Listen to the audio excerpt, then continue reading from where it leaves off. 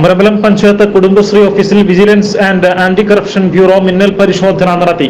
സംസ്ഥാനമൊട്ടാകെ ഒരേ സമയം പരിശോധന നടത്തുക എന്ന സർക്കാർ തീരുമാനപ്രകാരമാണ് പരിശോധന നടന്നത്.